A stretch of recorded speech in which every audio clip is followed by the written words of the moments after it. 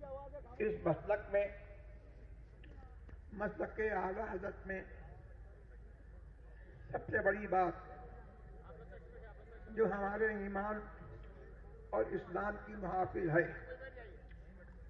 وہ بد مذہبوں سے دوری، ان سے رشتہ داری، دوستانہ تعلقات، نشست و برخاست سے پرہیز، یہ ہمارے یہاں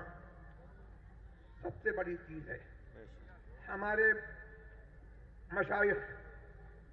سادات ماہرہ اور اعلیٰ حضرت نجم برکت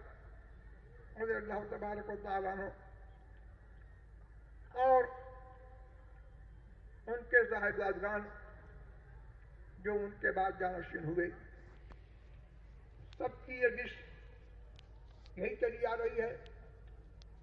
کہ بد مذہبوں سے خود بھی دور رہیں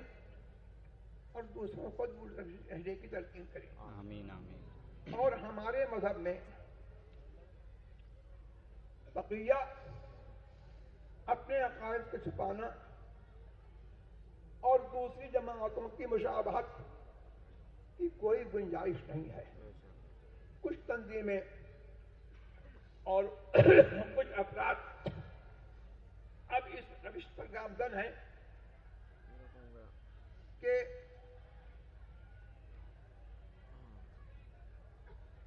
غلط سے پرہیز کرتے ہیں، جو اہل سنت پر جماعت، سنی اور غیر سنی کو ممتاز رکھنے کا ایک ذریعہ ہے رد باطل، احقاق حق اور ابطال باطل۔ کچھ تنظیمیں اور کچھ افراد اس پر لگے ہوئے ہیں کہ اس رد کا سلسلہ بند ہو، اور خاص طور سے اس زمانے ماضی قریب میں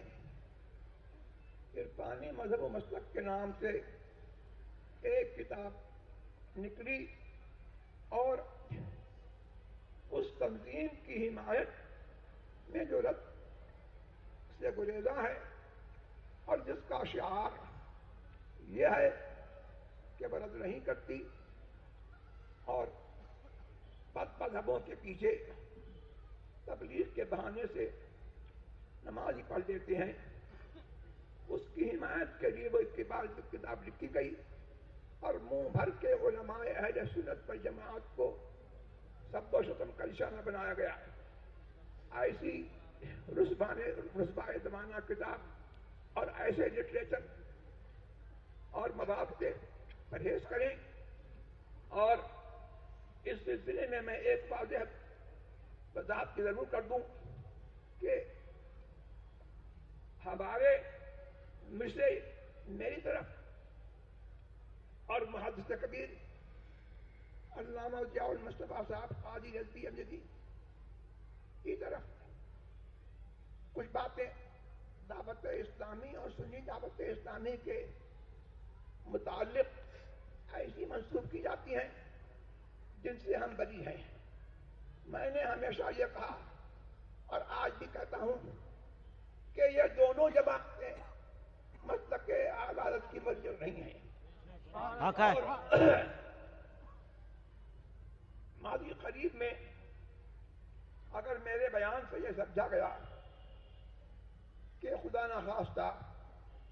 جماعت اسلامی سے یہ شاخ نکلی ہے دعوت اسلامی، تو یہ غلط باطل ہے۔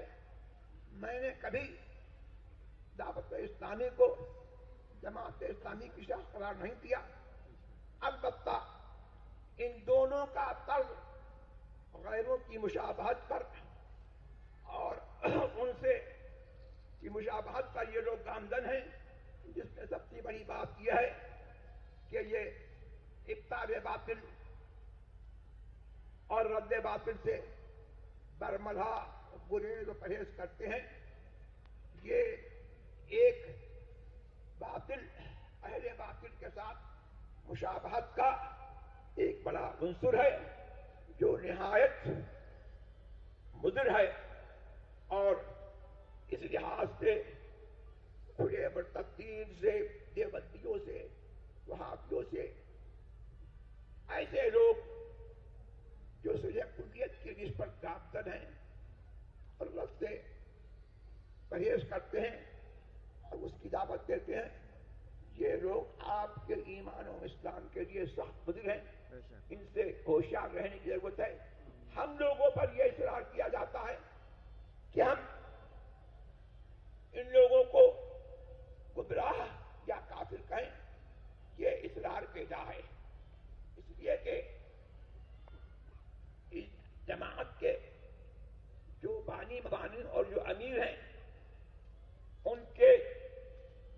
جو حالات ہیں اور جو ان کے اقوال اور افعال ہیں اس سے قطع نظر بہت سارے نادان اور ناواقف لوگ جو ان دونوں تحریکوں کو تحریک صلاح سمجھتے ہیں، لہذا ہم لوگ اپنی روش احتیاط پر گامزن رہتے ہوئے کوئی ایسا حکم نہیں دینا چاہتے جو پوری جماعت پر صادق آئے۔ جو لوگ اپنے اقوال بد اور افعال بد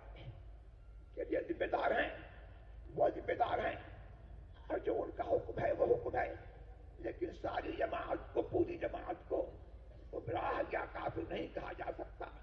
لہذا ہم نے جو کہا اسی بات کو پہنچایا جائے، اور اگر کوئی صاحب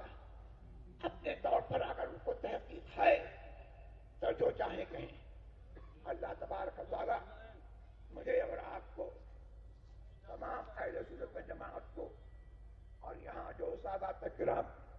حاضر ہیں، بالخصوص سید غیاث الدین میاں، حضرت حسینی میاں، اور تمام علماء کرام، بالخصوص محدث کبیر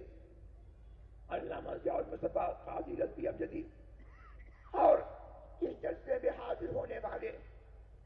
عوام میں اہل سنت و جماعت، اللہ تبارک و تعالیٰ ان سب کو مسلک اعلی حضرت پر سختی سے قائم رہنے کی توفیق آمین، اور اسی پر ہم سب کا خاتمہ فرمائے۔ آمین۔ وآخر دعوانا